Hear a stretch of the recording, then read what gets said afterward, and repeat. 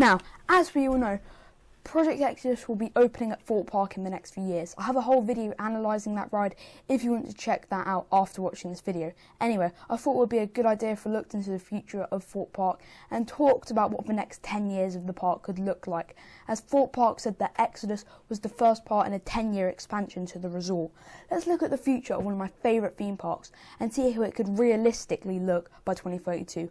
Also, I'm not going to make predictions that probably aren't going to happen, so we're going to stay in the realm of possibility. Look, I want an RMC at Thorpe Park as much as the next guy, but I personally don't think it will happen. Not in the next 10 years anyway. Now, as of writing the script, Thorpe Park has not announced any new attractions for 2022 other than Carnival. This is an event similar to Oktoberfest and Park Vibes, which will be cool. However, Thorpe really needs to stop doing these events because they're getting kind of boring. Like, we've got Oktoberfest that everyone loved, and then we've got Park Vibes, which was good I guess, but not great. And I'm pretty sure that Carnival will be a step down from that. However, I would love to be proved wrong. In 2023, people who aren't on the Exodus hype train will definitely be, as if it gets accepted, it will start to be built for its opening in 2024. Everyone in the UK will buy Thorpe Park season passes 2024 and will be excited for the UK's tallest coaster. This ride will probably be one of my top 2 coasters, as its layout is very powerful. It reminds me a lot of Goliath at Six Flags Great America, as whilst its layout is short, it packs a punch and has lots of airtime moments. Every airtime moment in Exodus just looks great, and it has one of the craziest inversion and airtime combinations on any coaster. This looks like one of those really unrealistic Planet Coaster rides that people just make for fun. Like, that's how stupid some of these elements are. It just has massive elements before going into 2 small, sharp ejector moments at the end, and one of them banks sharply outwards. This looks like DC Rivals perfected as if it wasn't perfected already. DC Rivals may be longer, but what it does with that layout is nothing compared to the insanity of Exodus. The year 2024 is when Exodus opens.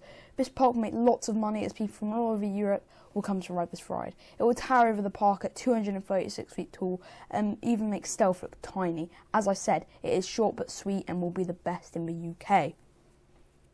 In 2025, I think that they will upgrade the Thorpe Shark Hotel. This hotel is apparently really bad, and I believe that they should replace it with a new and improved hotel. This will have rooms that are more better and luxurious than the previous ones. This year I also think they will add several park improvements, including removing Slammer and Flying Fish. They could replace these rides with 2 flat rides. That would be great for the park. I think something similar to Red Arrow Skyforce at Blackpool Pleasure Beach could fit really well where Slammer is. Whilst I personally didn't enjoy the ride too much, as you need a physics degree to know how to get the planes to flip, I can see people with physics degrees could find this ride fun. As for Flying Fish, I have another idea for a replacement, but that's for later. In 2026, I don't think much will happen other than a few park improvements. In 2027, I think that they'll start clearing out an area behind the Swarm and everyone will start going insane. Everyone will be hyped as the Swarm Island theory finally becomes reality. In 2028, the park will start construction on a new gem, the Coma, that is a clone of Let Coaster at Legendia. This will take place in the Swarm Island and it will be one of the greatest UK coasters.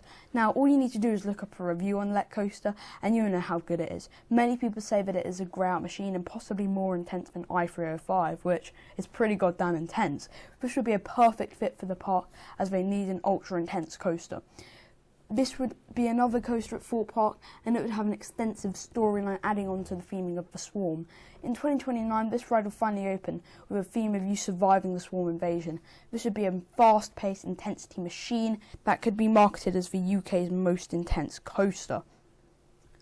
In 2030, the park will most likely do another event to celebrate the new decade. This would likely be a bit like Oktoberfest, which is a pretty cool event. 2031 will be the year where not much will happen and the park will just try to get lots of money. In 2032 they'll shut down and start to destroy Storm Surge to replace it with an SNS free spin or a Skyrocket 2 by Premier Rides the next year. And that is the next 10 years of Thorpe Park. Please note this probably won't happen and it's just me trying to think what would realistically happen in the future. Anyway, I hope you liked the video and I'll see you in the next one. Goodbye.